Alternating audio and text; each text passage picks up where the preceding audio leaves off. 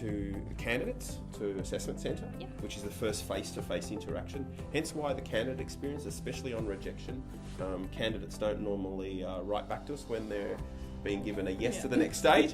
It's usually when it's a no, and we pride ourselves, and so should you, on the kind of quality of information you give them as feedback. So there should be feedback at every stage, and there should be awareness prior to going to a stage of what the candidates are going through.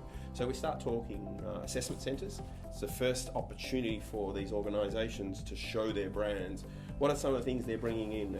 Our best clients are bringing into their rooms. Branded posters, logos, anything that showcases their brand. Chocolates videos. and lollies from the foodies. Absolutely, yeah. We've had some pet food in there. We've had cars from the car companies bring their cars in. What have you seen in there? I've seen graduates come in. Graduates come in. Why would you do that? Graduates come in and give their experience and their journey through the company as well, which is great. Grad manager opening it up and bringing their brand, the building. If you can do it in your own buildings, do it in your own building so that they can feel the DNA, smell the coffee brewing, and get a real sense of the company.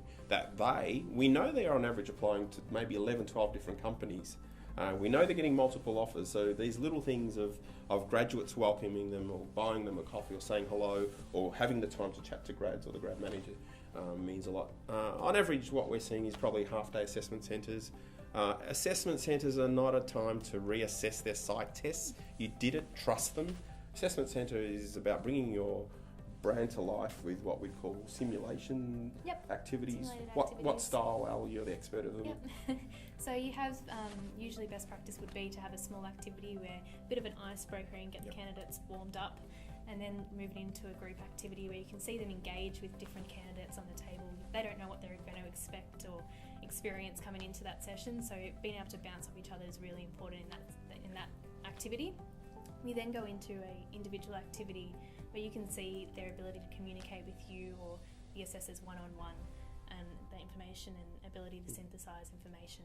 They should be incorporating a lot of video clips in your assessment centre to design why. Yeah, it's really useful for the grads to be able to watch the video and then take something away from it and base those questions on what they've seen in the video. It's a really good way to see if they've understood what was said in the video and how they interpret that. A lot of the organisations, whether it's the CEO or strategy video, or even some clients have got a morning show or the business review show video, putting that up and pointing your activities based on that information. It's really good for their branding as well. And what ratio would you recommend grad managers should be taking to the assessment centres?